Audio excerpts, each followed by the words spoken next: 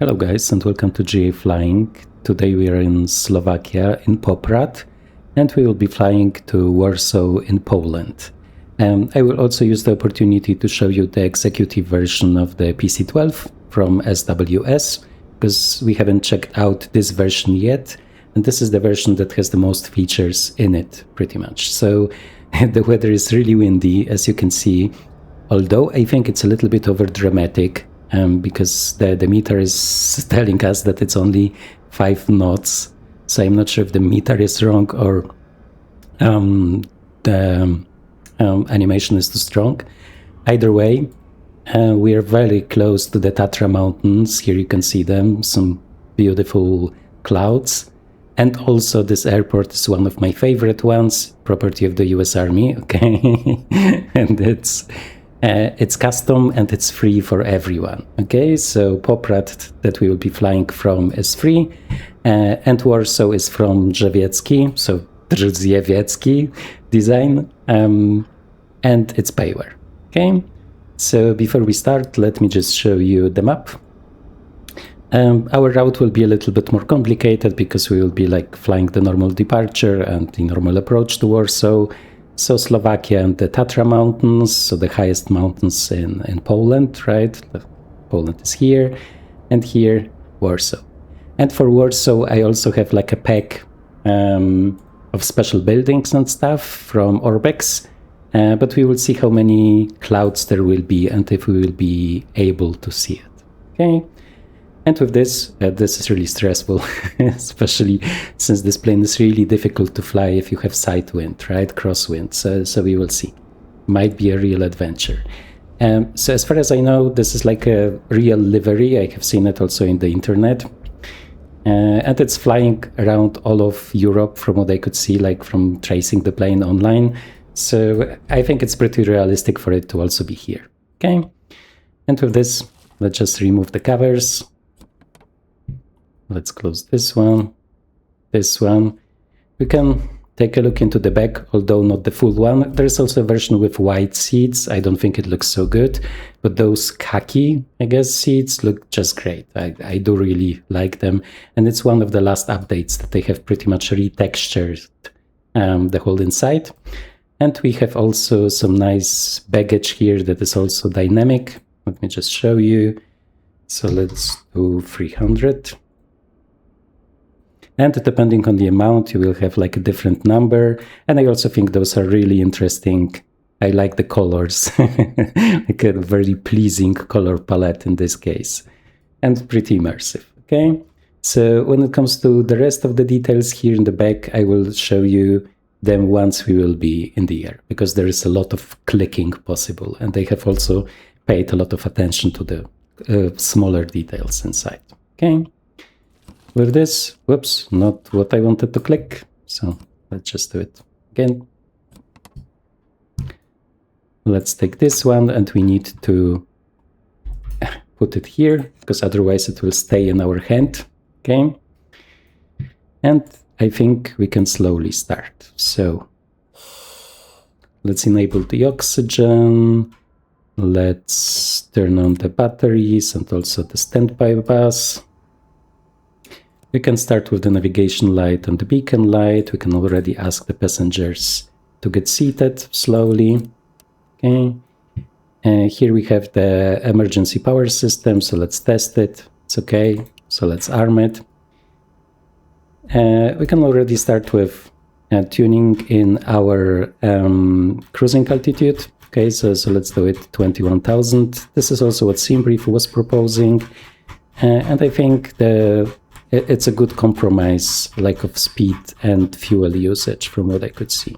Okay, so a little bit more, like in most planes, and this should be fine. Okay, let's click enter here. Let's get some light. Okay, much nicer. So one of the best parts of this plane is that like all of the lighting works great during the day. Okay, and with this, we got rid of all of the covers. Let me take another look. Yeah, we did. Okay, and we can start the plane. So I think 12% or 13% is the minimum, but like with all of the turboprops, like around 18% is always the healthiest for the engine. Okay. And let's just observe it. And I think it's pretty nicely modeled because the PC-12 should have two thermal peaks during the startup, and I have seen it many times happening to the plane here. So I'm not sure if it's always happening, but in the high fidelity version that I have had in the X-plane, it was also the case.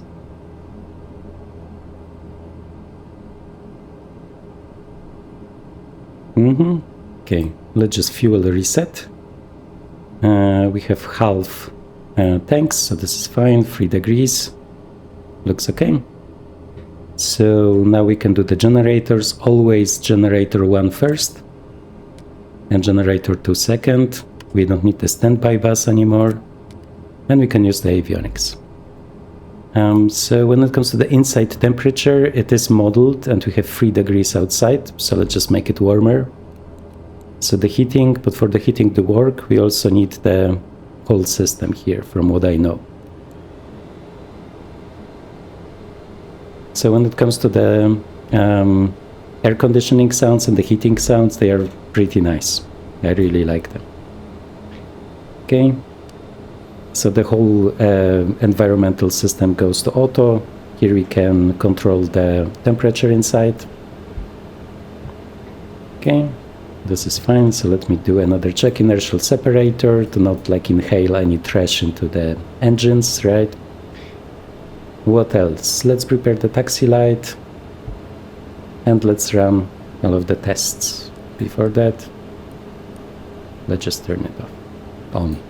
Okay, so here we have VOR navigation as the standard one, but we will prefer obviously GPS, so we will change it to nav here.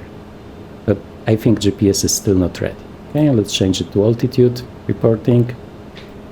And the QNH today is 990, although I'm not sure about the weather, because I have tuned it back a couple of hours, because it's already dark here, right? And sometimes the meter acts up when you... What? This is a new effect. This is strange. This normally doesn't happen, but I think it's fine. Okay, I just tune in our destination altitude. So the cruising altitude, nice. And we will be climbing with around 2000 feet. This is pretty nicely done.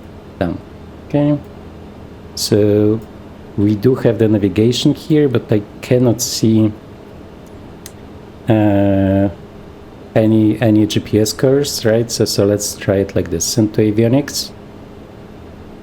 No, plane, come on, does it... Okay, so it seems like only the navigation from the standard map works, which is what I was using yesterday, but I was hoping I could use the whole here. Okay. Yeah, just a second. So it seems like we will have to do it by hand, which is a little bit annoying, but like thankfully I have it prepared. So just a second.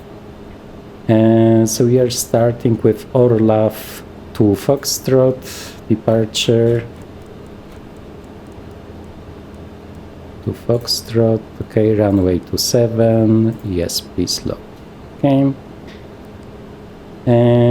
so now let's do the start then, arrival, okay, and we want log the 6th November, okay, is it this one? Lol, is it logda? No, it's not, it's logda, so it shouldn't be this. Log. Oh, because it's, okay. Now I understand, because it tries to do it for the same airport, so this is not something that we want. Yeah, to be honest, I'm normally not using it like by hand, right? Okay, so let's just use the keyboard. If you don't know, you can just click on the symbol here to use the keyboard, right? I'm also not very proficient with this one, because I'm always pretty much importing, never doing it with this scroll here, right? with this turn knob. Okay, so let's try it again then, and let's do the arrival. It's still the arrival for this airport, so how do I change it? Okay, and here. Okay, works nicely. And now here. Okay. Yeah, I still do remember like doing it by hand from explain times because there weren't many ways to import it and it was just faster to do it. So logda 6 November. Okay. And runway 11. Okay. And now at the very end the approach. And it will be ILS Zulu 11. A very good question. Do I want this waypoint? I don't know. Let me just take a look here. So, Whiskey Alpha 412, Whiskey Alpha 411, and this is Whiskey Alpha 412. Let me just check the arrival there. Whiskey Alpha 412. Yeah, I mean, seems fine. So let's just take it. Okay, and let's activate. Yes, please. Okay, let's just check this one. Yeah, seems nice. Yeah, sorry for that. Was hoping that it would just work with the normal functionality. So let's just continue. Let's test the autopilot, which you have to do, and I like all of those like unique tests in this one. Trim. Okay. Now here. EPWA system OK. Okay. And now, oh, it's already getting pretty warm, so I like it colder, so let's reduce it a little bit. Okay. And we can also reduce the blower to just the low setting. I always like to play around with those like inside temperatures and stuff. And so what did I want to do? Oh yeah, the pusher test. Okay, so one of the most unique things in this one, so I will just show you for a second. This part from the manual. Okay, it's a really long process, and to be honest with you, most of the time when I'm coming back to the plane and don't remember it exactly, I'm just doing whatever works. And that's saying I will really try to do it correctly. Okay, so you will see how this will work out. So we need the flaps. So here you have the flaps indicator, and one interesting thing is that the flaps are really slow in this plane, which is also pretty unique and pretty cool. And we can also wonder at those beautiful mountains here, waiting for it to extend. This is just the first setting. Okay. And with this one, okay, so let's start the pusher test here. Okay, let's add some power. Okay, let's reduce the power. Now it's doing its own thing. Okay, let's click this one, see if we have full control. From what I remember, we have to keep it for 5 seconds. Okay, and now we have to turn it off. And now we have to turn the pusher test off. But I'm not sure, maybe it's already turned off. Let me just see.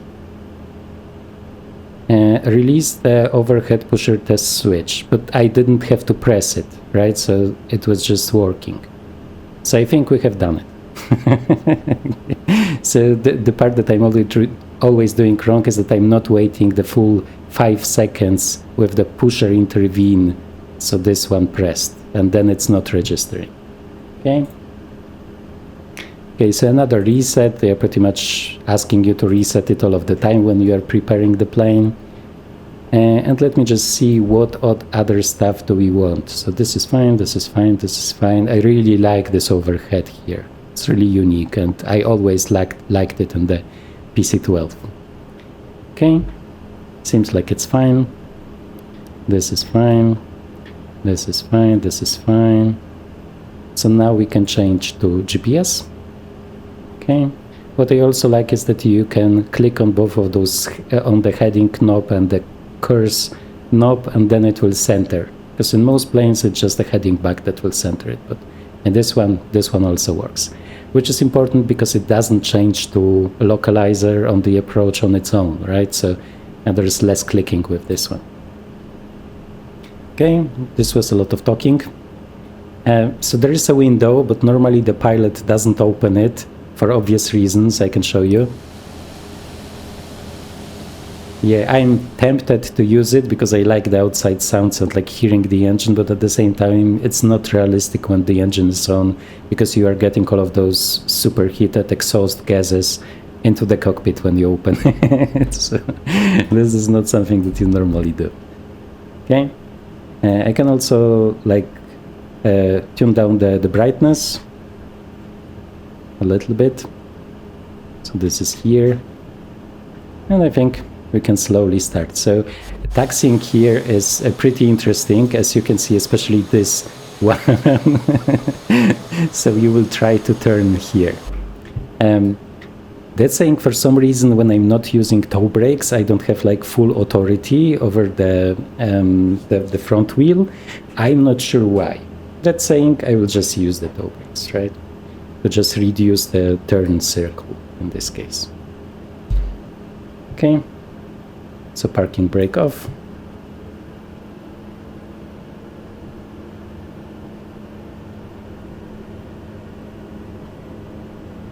If you have all of the passengers, it needs some time to get going.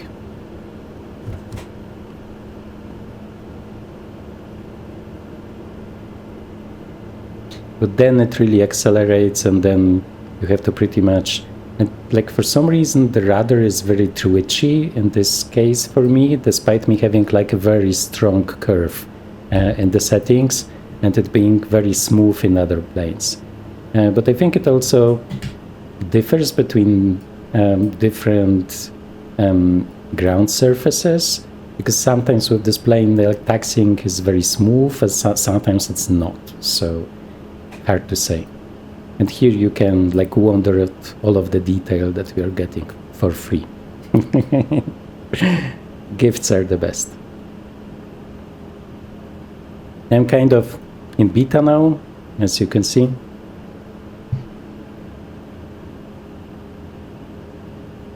You can do an outside view.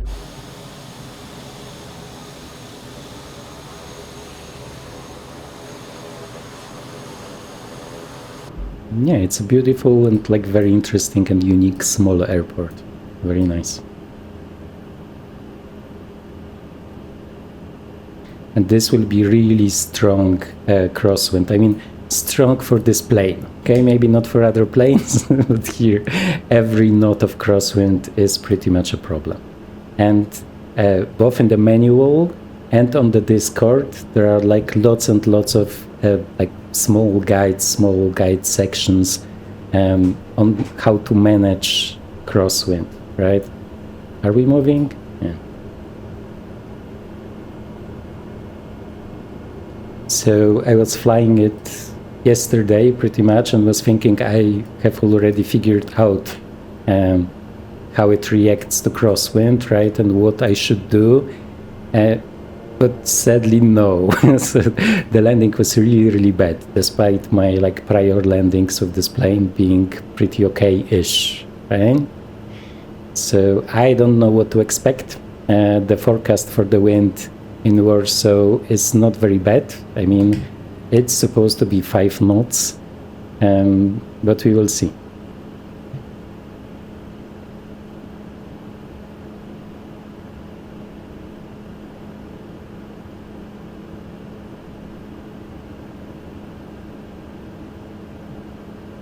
I'm not sure if this is supposed to be like this, but still, the rest of the airport is great and there's like lots and lots of small details, so I'm fine with like one small issue.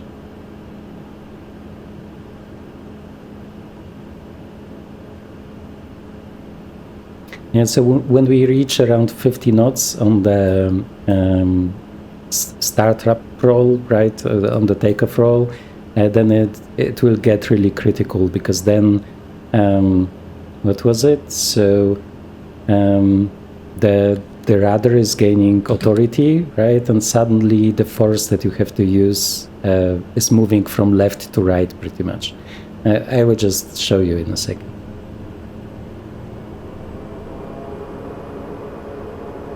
There seems to be like a small hill.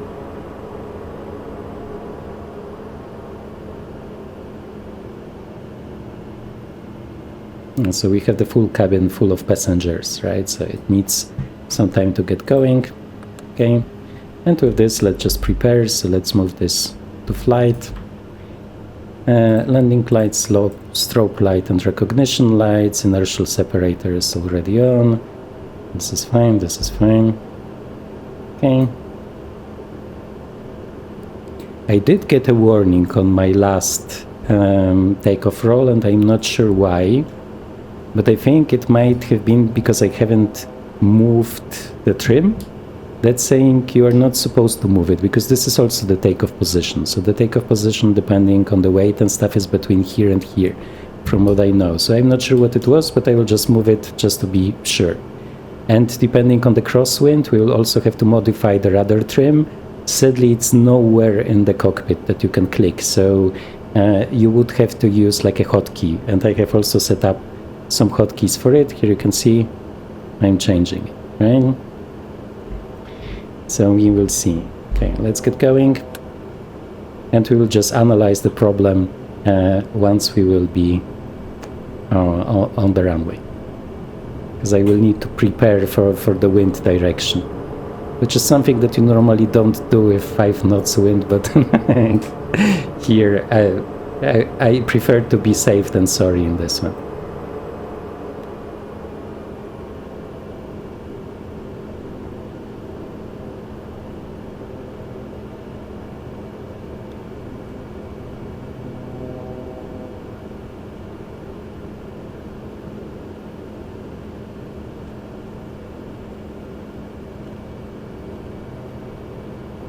So what was... Yeah, I was talking too much and now forgot what the direction was. I think it was runway 27 that we wanted to use. So let me just take a look. Yeah, runway 27. So, yeah. So we will turn this direction. Okay.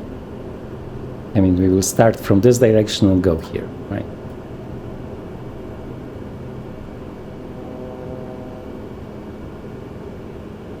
Yeah, the sounds are okay, but they are like a very low volume, especially inside. Although outside you also won't get deaf for sure, right? Because let me just show.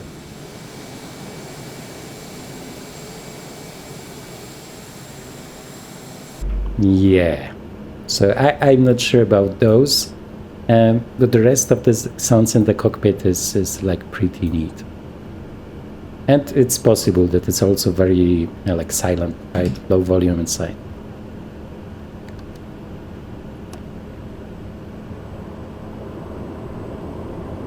Now you can see the beta range, it's a little bit louder.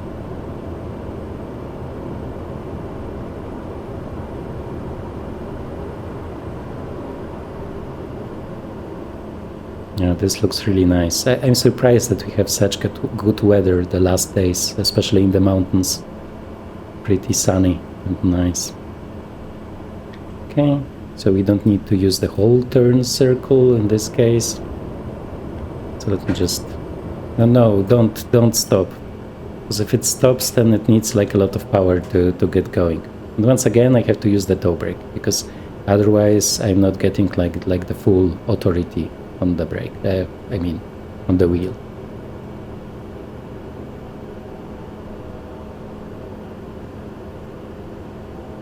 Which might be realistic, I don't know. There aren't that many PC-12 videos. Like some years ago, there was like a wealthy family or a group of friends that was flying the PC-12 from some mountains in Switzerland. It was pretty crazy. They were pretty much landing in their own, like it looked like their own garden somewhere between the mountains. But I haven't seen many with like details on what is being done in the cockpit, right, when flying. Okay, let's not waste any more time. Just get the parking brake here and let's analyze the wind. Okay, so it's supposed to come from 220, so from the left, okay, with 5 knots. So let me now show you the section of the manual. So if we have it from the left and we have it, we need a little bit more right rudder trim. Okay, so this is the trim. Okay, so right is here. Okay, so let's say this is a little bit more right rudder. The second thing is that we would normally turn the ailerons, right, in the direction of the wind. But here we have this aileron rudder interconnect, which would also mean that the plane would turn, like the wheels, right, into the wind, and this is not wanted. So as far as I understand, we have to only provide a very tiny bit to the left. But is it true? I'm not sure. I have read all of those discussions many times, and to be honest, I'm just too stupid. I don't like remember most of the details, right? Despite me being very interested in it. It's probably very easy for people that fly one plane, like specifically this plane, a lot. They kind of learn it after like 5-10 flights. But for me, jumping between planes, sadly, it's just too much for my brain. Okay, so I hope I will be able to manage it. And this was a lot of talking. Once again, sorry guys, but this plane is so specific that I could talk about it all day. Okay, and it's a true challenge for me. Okay. Okay. So parking brake off. Let's hope I haven't forgot anything and there will be no alerts when we will start. And let's just do it. Let's see if we are not in beta. No. Okay.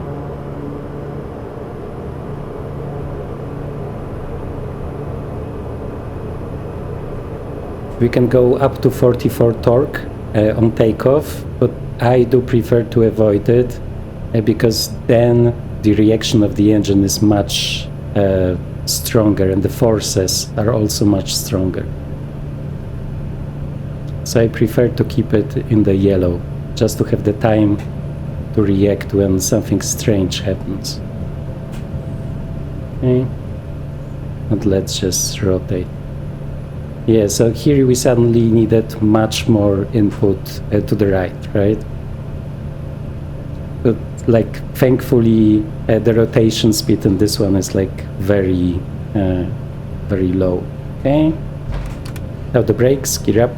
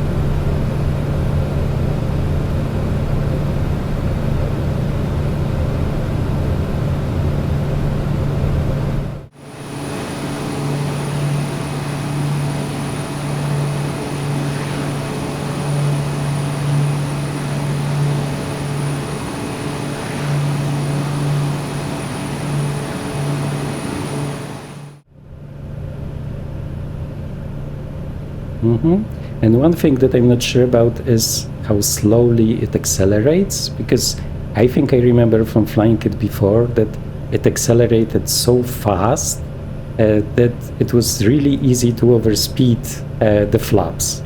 But here the acceleration is like pretty low, so I'm not sure what has changed.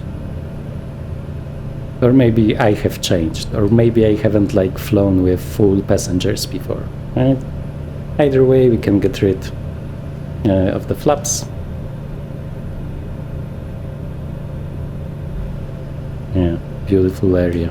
Okay, let's just get back on track here. Okay, and we can already use the yaw damper, which we pretty much should do immediately after takeoff. I mean, during the initial climb. Okay, and it seems like we are nicely accelerating. So let me just use this one. Okay, and let's use this one. Let's engage this and this one. So one thing that they have patched was that after it's so beautiful, I forgot what I wanted to say. So after Sim Update 4, there was a problem with the autopilot, that it was disconnecting or something, and they have like done a very quick patch to fix it. But like at the same time, it seems like they fixed my problem, because I was having a problem with disconnections of the nav functions sometimes, and I have not experienced it in this specific plane. So I don't know. Either way, we don't need the landing light and the taxi light. Okay. And we are climbing nicely. Let me just see what the limitations are for the climb. Engine limits. Okay. Max cruise climb 36. So we are at 39. So let's just reduce it. This would be okay for the takeoff. Okay. And ITT 760. So this is fine for now. Okay. I think you can get some propeller de-icing because it's pretty cold. You can see the temperature here. And in a second, maybe even wing de-ice. And actually, I was always thinking wing de-ice is not modeled in this like in a visual way, but actually they do inflate if you turn it on. Let me just show you. So here, puts to 1 minute. You just have to pay attention.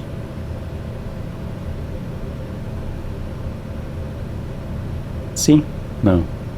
Okay, so it is working. Okay, so I think we can turn them off. We can maybe release the passengers already. Okay. Yeah, I like those clicks. This whole overhead panel is pretty cool. And we can also change this one to standard barrel. Okay. So 21 is set and armed.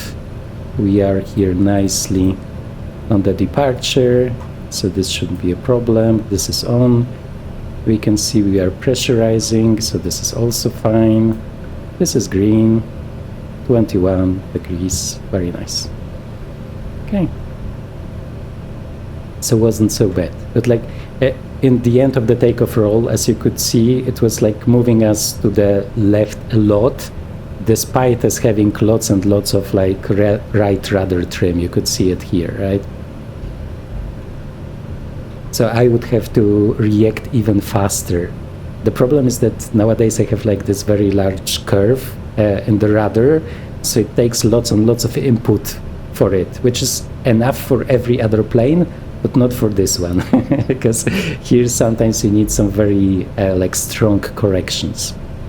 Okay, we can add some power, because it was supposed to be 37 and 760.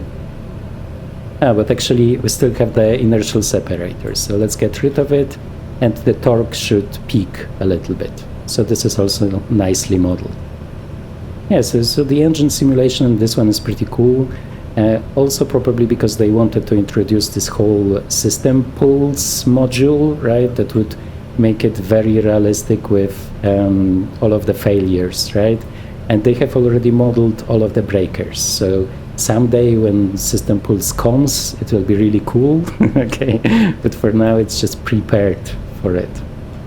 And as you can see with the AirVan that has this system pulse, whatever this module, it's they have some problems with it in 2024, and it also seems to be a little bit buggy. So I think let's just give them time, right? When it comes to SWS, I think they just need the time. Okay, so this is my experience. Okay, let's take a look outside. Oi, such a strange view. And just prepare the camera because we don't have chase plane anymore, so I cannot just press one button and get a cool view.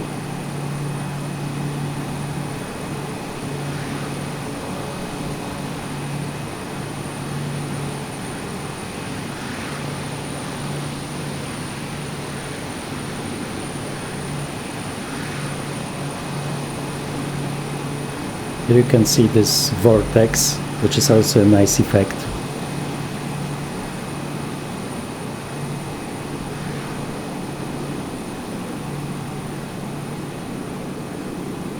Yeah, pretty neat, and like the weather is beautiful. I was really not expecting it. Okay, nice. So we are climbing, and the speed is kind of getting lower, so I would change to IAS to make sure that we will not stall. It's a pretty complicated departure, right, for the planes to avoid all of those mountains, but it's just beautiful. And normally, to be honest, I'm kind of sick of the snow everywhere, but here it's nice. We have some snow, some like terrain lacking snow. I think it's like a beautiful picture here. Let me just see some views that I have set up. Yeah, nice, although the outside view was the best. Okay. And with this, I think that the plane is flying. Okay, so we might be getting a little bit hot. So let me just reduce the power a little bit. Okay. Everything seems fine. We can get rid of the recognition lights, about 10,000. Whoops, not the beacon, this one. Propeller de-ice, yeah, we still have some clouds, so let's just keep it. And we can also turn on windshield de-icing. Okay. Because we might get some icing here. Okay, and with this, let me show you the great cabin. So the last time, just one thing that I also want to show you. You can see them, and they are hidden, which is pretty cool. And the other one was, no, not this one. Yeah, pilot, no pilot. Yeah, I just love having the choice, right? So this is very, very nice. Thank you, SWS. Thank you. This is really good. Okay, so let me show you the stuff in the executive cabin. So before we had the commuter, right, which was also pretty nice, but there are less features in the commuter. So let me show you the executive one. Let me just make sure I'm recording, because it would be very sad if it would not be the case, but yeah, I do. Okay. This just tells us that we are close to the destination altitude. Okay. So now we have the toilet here, and you can flush it. Isn't it cool? And what is this one? Oh, it's the light. Maybe it works. I haven't checked it out, so sadly I don't know if it works. Okay. Yeah, this is kind of okay. Let's just say it's a camera, okay? But I think in such cases I would prefer the developers not to give me a mirror here, because it doesn't make sense, right? Let's flash it one last time. Okay, let's close it, and let's open this one. Whoops, I don't know, I was thinking I just clicked something in the cabin. Yeah, the nice part is that you can close the cabin like this one, right? Yeah, I would really appreciate it as a pilot. I would be always stressed knowing that the passengers can see everything that is happening. Okay. Okay, so let me show you some other stuff. So, for example, this one. There's lots and lots of stuff here. So we will play around for a while. You can turn it. Okay. Okay. I think you could like open those neck rests, but I might have been wrong. Obviously the table, sadly it's clipping with the people here. Okay.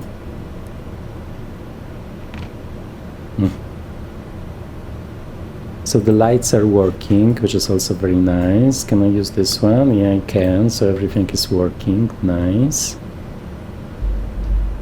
But this is only part of what we got. Yeah, I really like this. I mean, for some reasons, the colors are really beautiful here. Okay. So when it comes to the other versions that you're getting, you are also getting the cargo version, right, and the commuter version here. I'm like, for a moment I was thinking I mixed it up with the Learjet, but I think I'm right. Let me just check the manual, so I'm not lying to you guys. Yeah, you can. Let me just show you. And so there are different blades, right? There is cargo and commuter, and there is executive cabin. Okay, so a lot to choose from. Okay, so with this, let me just show you the other details that I have promised, which are also pretty cool, although a little bit finicky. Okay, let me just go down with view here. So here. Okay, lots of stuff, and the sound is even like unique for this one, which is pretty crazy. Okay, the other one. Yeah. So what I have seen is that you have to have the right angle to grab it, because from some angles it's pretty difficult, right? Also here. Okay, 7 wings. And this stuff. Radioactive biscuits. No, it's not the radioactives. Okay. Yeah, I really like it. So one thing that I'm not sure about, let me just maybe go back into the cabin, is the lighting, because sometimes I think with some cabins there is this like unnatural environmental lighting. So it seems like the lighting conditions outside will make it a little bit darker, but it's still a little bit lighter than you would expect it being realistic. But I'm not sure. It's a problem with like many planes in MSFS, and in the end I'm not even sure if it's true. Maybe there is just the light from here, right, that is coming in here. And this one you can also open from the inside, but not from the outside. So you will see it once we will like depart from the plane, if we don't crash. Okay, because as I said, the last landing I wasn't expected it to be so difficult, and it was really difficult, right, with crabbing into the wind and like fighting the trim and stuff. So we will see how this will work out. Okay, so we are not overspeeding, we are not above, let me just check the value once again, engine limits. Okay, so max cruise climb, so 37 is fine, and this needs to be about 760. So we are fine, we can even add a little bit. Okay, and let's check the ground speed. Not this one, this one. If I have two, I always prefer to have the general data on this one. Okay, 286 ground speed, so pretty nice. And let's see, yeah, but we also have some tail-ish wind, I guess, in this case. Yeah, so 270, I would say, is like the average that I'm seeing when flying this one. Okay, so this seems nice. All is fine here. So I guess once I will be ready for the descent, right, we will see each other. And now I will just jump into the future. See you.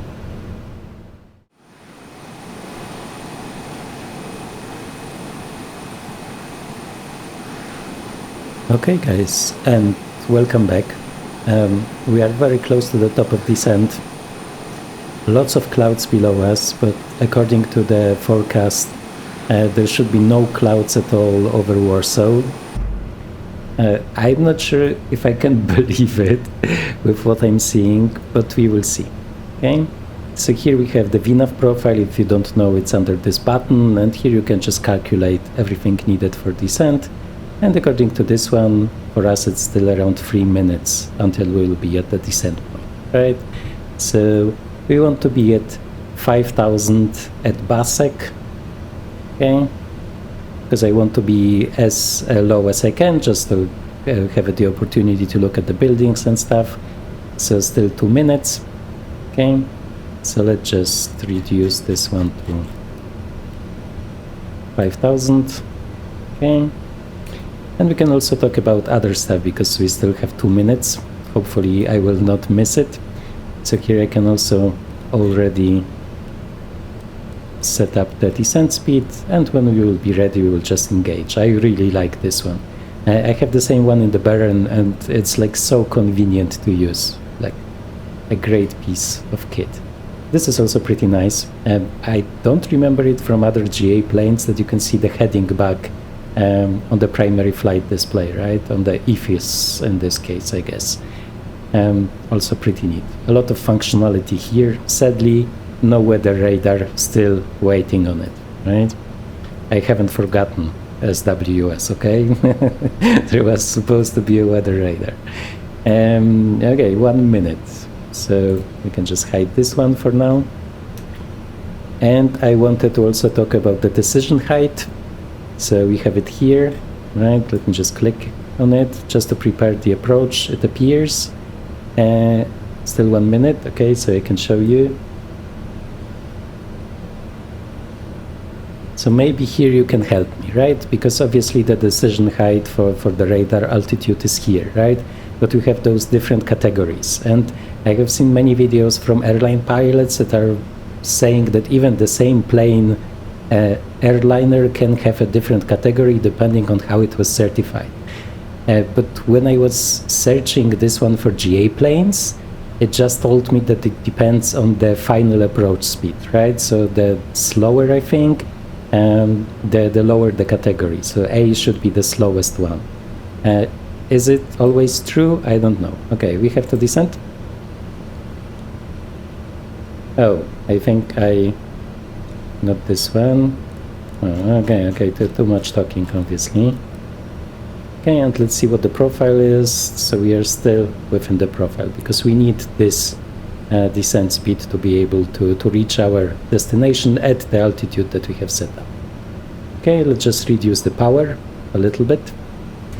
And let's also set up the pressurization. So Warsaw is at 360 feet, but we're always adding a little bit, right? So let me just reduce this one.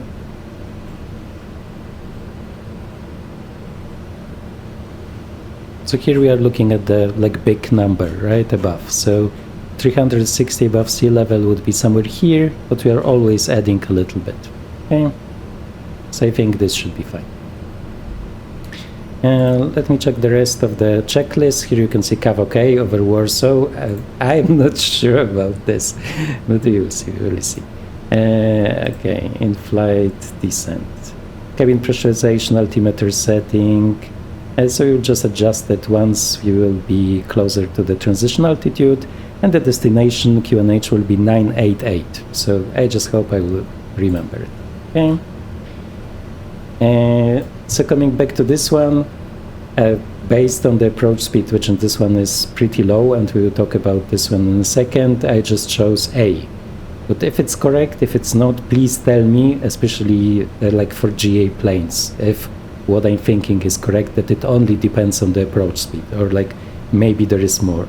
Because for example, on the airliner pilots videos that I have seen, they were telling that even the same plane, depending on the number of seats, can have a different category. So it seems conflicting with like the approach speed. Maybe the weight of the plane is influencing the approach speed, and this is why it's happening. I'm not sure. I'm sure somebody is out there that understands it much better than me. Okay, so if you know, please write me in the comments. I want to be smarter, right?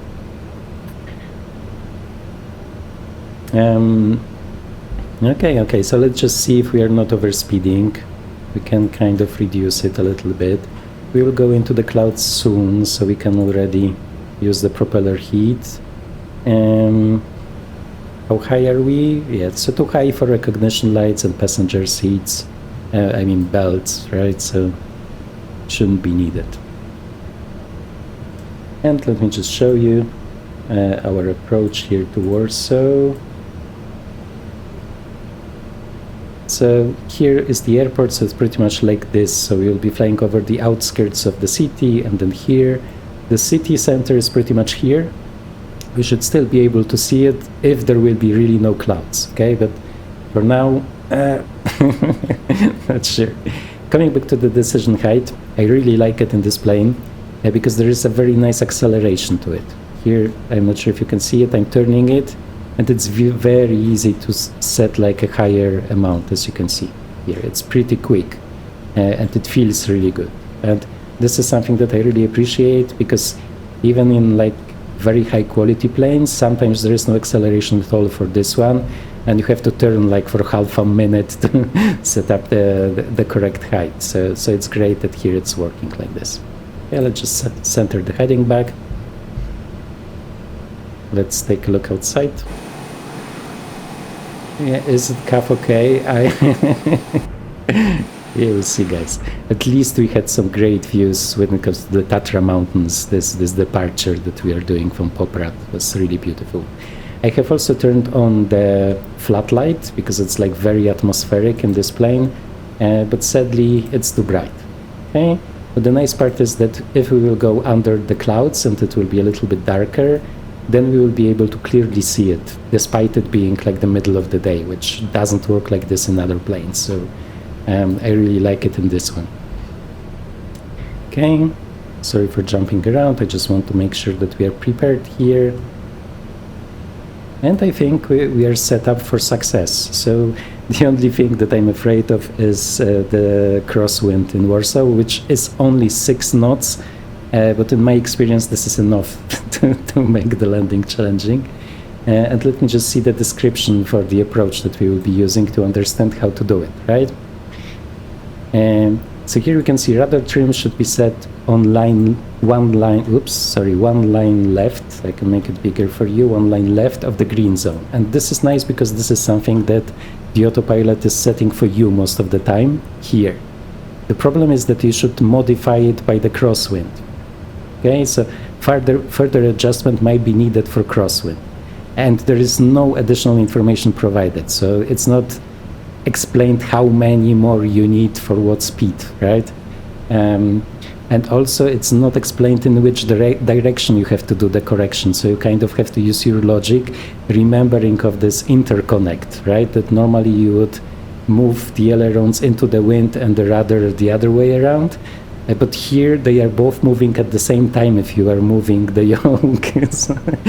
I mean, my brain just burns out if I try to kind of adjust to it like in real life conditions when I have to land. Okay, so here we have those flap settings. So they are pretty much saying that normal is always 40 and 30 is only for high wind situations. I'm not sure about this one, so even if there was like moderate wind, 30 was feeling better for me. That's saying let's just do it like they are proposing it, right? So below 15 knots crosswind and we have 6, we should use 40. So this is what we will be doing. So the approach will be 80-90, and then the touchdown is supposed to be this -10, so around 70-80. Will this really work? I don't know. You will see. Will be fun. Okay? And also when it comes to the speeds of the flaps, let me just take a look. I also have it prepared. So when we will be able to deploy them, right? Because for the other ones, we will have the white line, right? So it's clear. But the first notch of flaps is 164, right? So somewhere here, and the gear is 163. Okay, where is my cavalcade weather? Come on. Okay, but we will see. So we are below 10,000. Let's just seat the passengers, and let's turn on the recognition lights. Do we need the inertial separator? They are recommending to do it. I think we can already see the city here. Okay, we can reduce the descent speed because this shows us that we only need 1,300 to reach the waypoint when we want to reach it, right? So this should be fine. We are a little bit too fast, so let's reduce all of this. Okay, and we are entering this turn. Sadly, we are already over Warsaw, and this is not cav okay. Let's just agree on this one. Let me open the inertial separator just not to get any ice crystals into our engine. And I do think this is icing weather here. -1. Boots or no boots? I guess no boots for now. Okay, and let's see. Yeah, perfect sightseeing weather, guys. Okay, thank you. Either way, let's just check if everything is fine here. So, okay, we can just reduce this one because we don't want to descend too fast. And let's just also reduce the speed.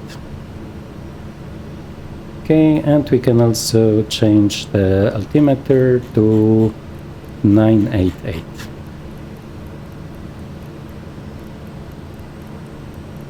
And this could be faster, I'm not complaining. It could be also worse. Okay.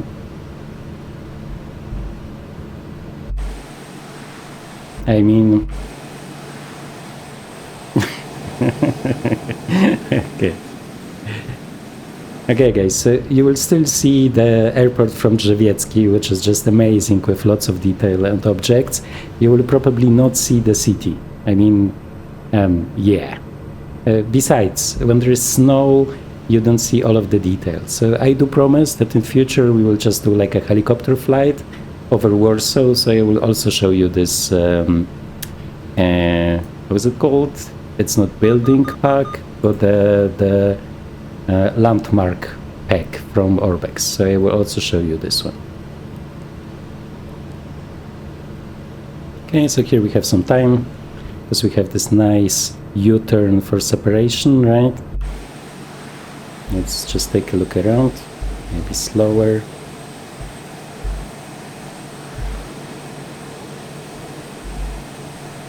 Yeah, okay.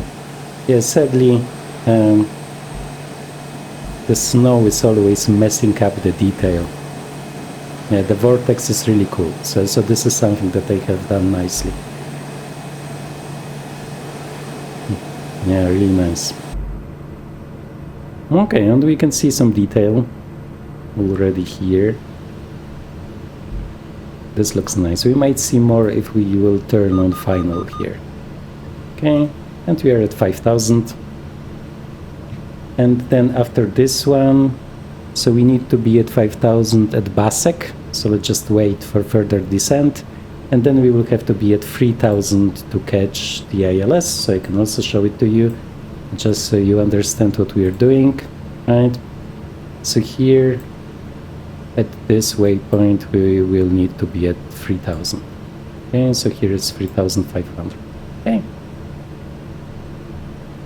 And just make sure that we won't stall, right? Because we stopped descending, but everything seems fine. Okay, let's do another check here. This is fine, this is fine.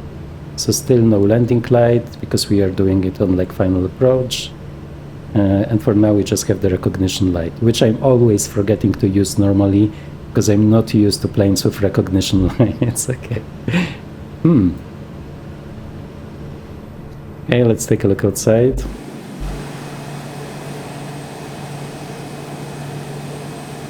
I'm just always unlucky when I'm choosing real weather for sightseeing. Here you can see all of the fields around Warsaw. Yeah, so we are producing lots and lots of food as a country, right? One of the biggest producers in the European Union. And our food is really good. Yeah, and also I'm often like, well, when I'm traveling abroad, right, then I'm also eating there, and I'm most often really missing like the Polish stuff.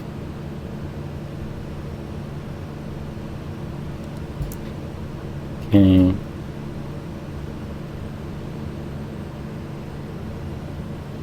Okay, so we are over Basek, so we can just turn this down to 3,500. Okay, I'll just arm it and just like a slow descent. Yeah, this is great. This is one of my favorite avionic pieces in planes. Very, very convenient and like very easy to click. Okay, icing or no icing? 2 degrees. Icing or no icing? I think no icing. Okay, so let's stay with propeller inertial separator, but without the boots. And I think you can just jump a little bit into the future. We will see each other once we will proceed with the final approach here. See ya.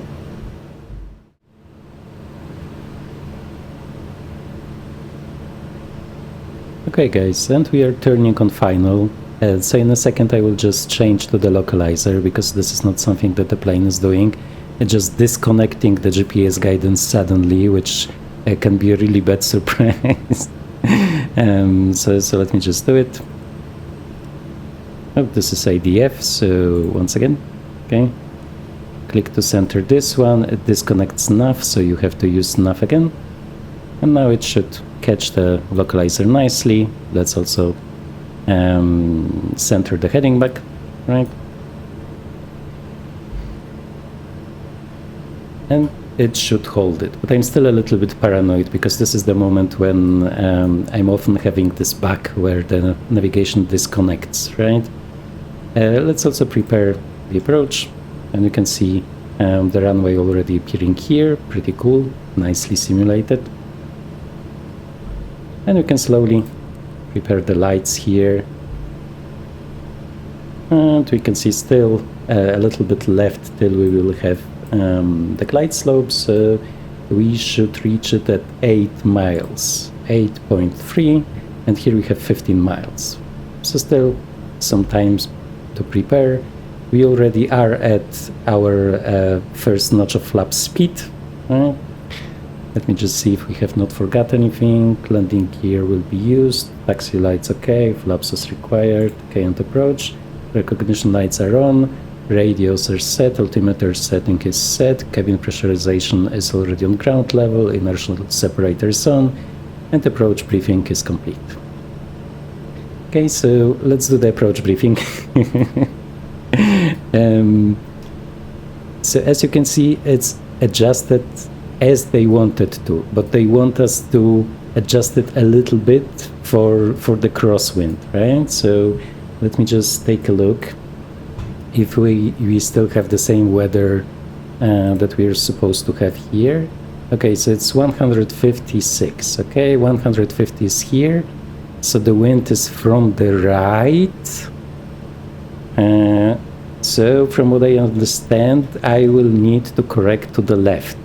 For right crosswind, more left rudder trim. That's saying this guidance for adjusting it is for the takeoff and not for the landing. So once again, my brain is melting because I'm not sure. Okay, that's saying we will move it a little bit to the left, and we will see what will happen. I'm not sure what is happening when you are disconnecting the yaw damper, because I'm normally not looking here, because you are doing it 500 feet above the ground, right? So then you should be concentrating on what is happening here. But I will try to pay attention this time. Hopefully I will not crash because of it. Let me do a last check. So this is fine, this is fine. We have this here. From what I know, you are not operating the fuel pumps manually, right? They are staying on auto. Okay, there you can see the city center. Okay, this is the sports stadium. So many of those buildings that you can see here, like popping in, sadly, are already from the Landmarks pack. But we will not do them justice from this distance, right? So as I say, once the snow melts, I do promise you to do a nice flight, maybe with a helicopter, okay? I think I have seen like even a Miltech mission hub mission for Warsaw, I'm not sure. Okay, so we are starting to descend. First notch of flaps. Let me just show you the flaps. Very slow operation. Yeah, this is cool. It reminds me of the 146, right? From Just Flight, that also has the first notch very slowly extending.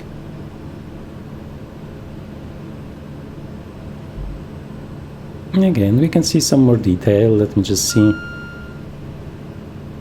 What did I do? Plane. Don't scare me. No, approach is still on. I was afraid this has disconnected, but it's still okay. And we're still on track. Okay, so once we are 5 miles out, we will proceed with the next notches of flaps, right, and with the gear. But still, let's take a look around. So I think this is Żerań. This is actually close to where I'm living. I'm living, I guess, somewhere here. And you can see more and more. The problem with the pack is that it was created for 2020, so there is some pop-in that you might be seeing, I'm not sure. But let's just proceed, because now we really need to concentrate. Okay, you're down.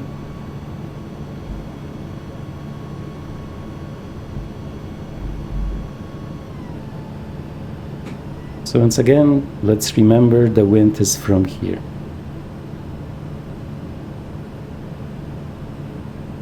I'm not sure if it makes sense to adjust the trim, because we should be facing into the wind. So why would I set rather trim the other direction for landing? I'm not sure about this one. Okay, so here we have the altitude, right, from the radar altimeter, radio altimeter, next notch of flaps. Approach is 80-90. Okay, we are losing speed nicely.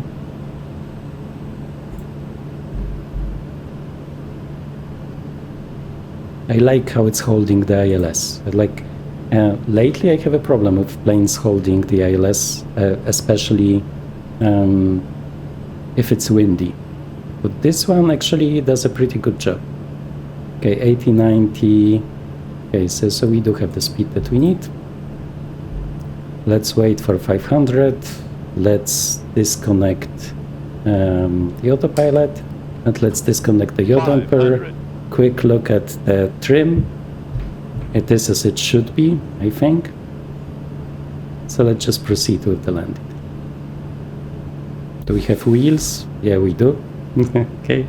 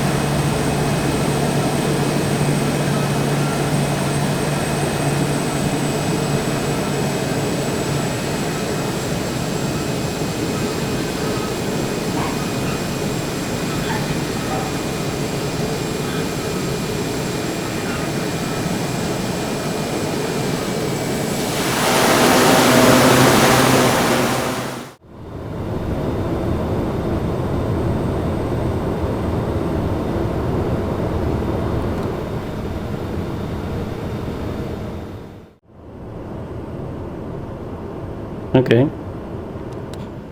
To be honest, I don't really understand most of the movement that was here, but I think we were just lucky, right? Yesterday I was trying to land with pretty much the same technique and also like a crosswind that was very similar, and there was a lot of problems like with keeping it on the line and stuff. So I would like to take credit for it being kind of safe, but in the end, I'm afraid it was just luck. That saying, let's just cherish that we were able to do it. And let's just take a look around at beautiful Drzewiecki, Warsaw. So once again, it's like a Polish company, right? So we just read it like it would be written in Polish, so Drzewiecki. The Americans, I think, call it Drzewiecki, which is also fine. I'm not complaining. Here you can see the cargo terminal, and actually, in the end, we might do like a flight with the camera around the airport because I really think it's cool. There's lots of detail.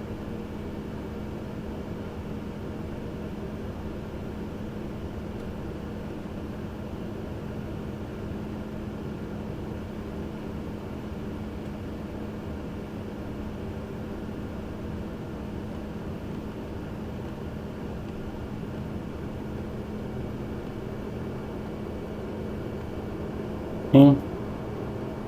Let me just use the parking brake. Okay, and let's just see here post-flight. There seems to be like something with the checklist, whatever. Okay, so fuel condition lever here, ups up.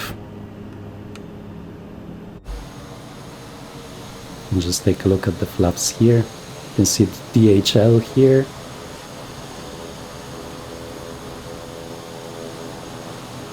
Okay, nice.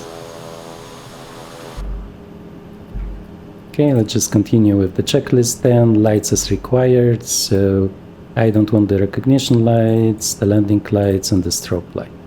Okay. Probably icing, yeah, anti-ice. Propeller ice is not needed. Probes, anti-inertial separator. It's a nice clean airport, so should be fine. Radar, ha ha ha, SW, good joke, okay? Set trims for takeoff. So we are in the green, so the only one is the rudder trim. So I'm now setting it to the green band. As you could see when we were landing, I had this caution, but once again, I don't know why. Maybe I missed a step, I'm not sure. Anti-ice and anti-ice. Okay. Yeah, there seems to be something wrong with this checklist, but I mean, the rest of the plane is pretty great, so I don't have a problem with it.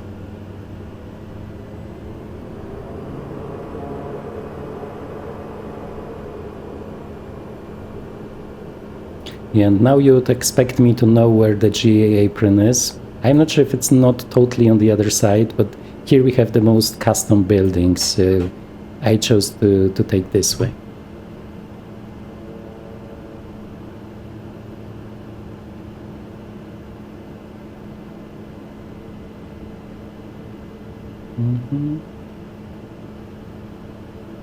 Oops, sorry, because I was looking at the chart on the other monitor and didn't notice there is stuff going on here.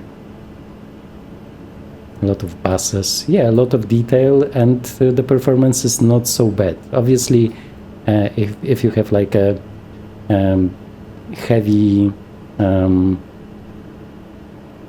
airliner, heavy when it comes to the performance impact, and then you might have a problem because there's lots and lots of terminals. So here you have a terminal. Behind us was the cargo terminal. And this terminal is also pretty big, right? And there's lots and lots of detail. Okay, so let's just move here to not like invest more time into taxiing through this gigantic airport. I think like the private jets are there, yeah, at the very end. So actually we can, what? Okay. Actually we can assume that this is part of the tour of the airport. So then it's not wasted time, so let me just show you.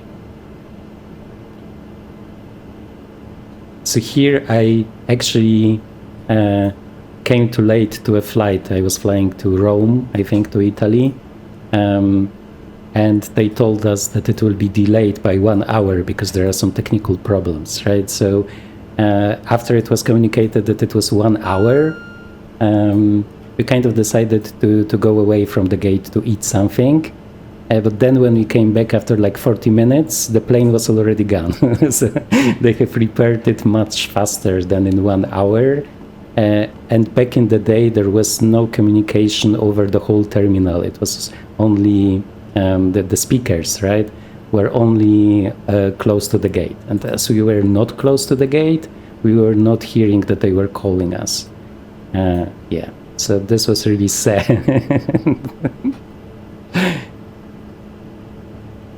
So after this small adventure, we are always like hugging the gate no matter what's happening and never believing when they say how much time it will take. So when it comes to all of those planes, they are like baked in from what I know, because I normally have airport traffic off. So this all comes with the airport and is authentic to what airlines fly here and to where they stop. So as you can see, wow, amazing. Okay, sorry, obviously this is not the best taxiing in the world, but I'm trying to show you the detail. And it's also kind of veering into the direction of the wind all of the time. So here I think there is also the government terminal here, because I'm often seeing like jets from the government and military jets. So we might want to park somewhere here.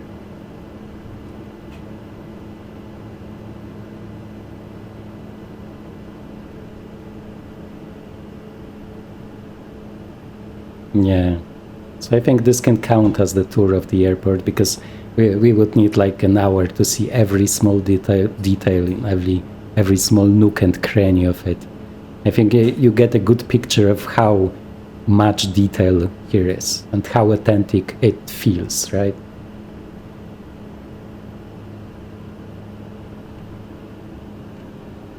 Yeah, here you can see the jet. I'm not sure if this is not the governmental one. I don't know. So we will just taxi here. Let me just switch to beta because we are going too fast.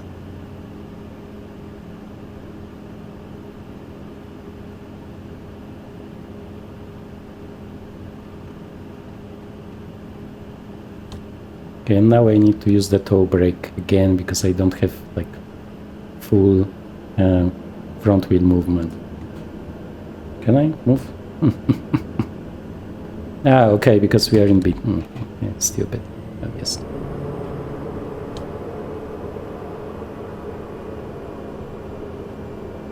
I'm not sure, maybe I'm misremembering and there is like some switch to get full nose wheel steering, but I don't think so.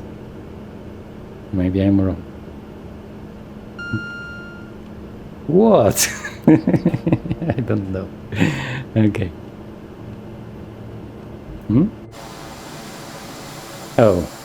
Oh, so it was here.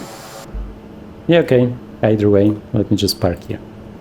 And normally I'm not arriving here in like private jets, okay? I don't need to know how this one works. Okay, so parking brake is set. ECS switch, so the environmental stuff is off. Okay. Taxi light is obviously off. Transponder can go to off. Cooling and heating, okay, goes to off. Avionics bus, okay, goes. Warning, avionic bus. Yes, generator switches 2 and Warning, 1. So bus. the other way around them, bus. you start them. Okay. Let's see if the ITT is stable. Okay, it is. So fuel condition lever to 0.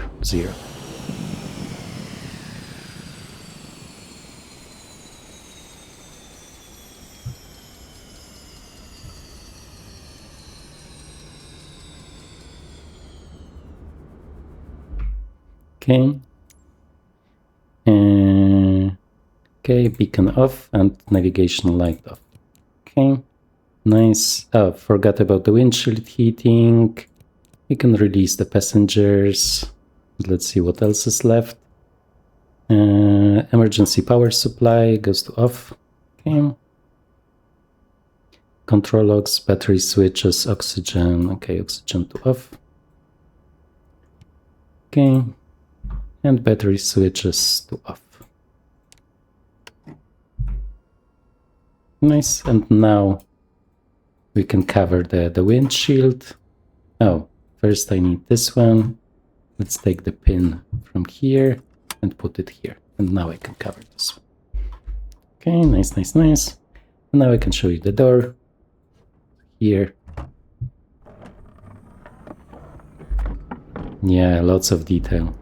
And for some reason it's like working nicer for me than those P-G British airports that also have lots of detail. So a pretty nice job with the optimization here. Okay, and when it comes to the rest of the city, as always, false promises. Okay, so the rest of the city is there. And as I promised, we will just do a tour like in a different format probably in the future. Okay, let me just go back to this one. And with this one, thank you very much for following this flight. I hope it was interesting. I'm actually liking this plane more and more.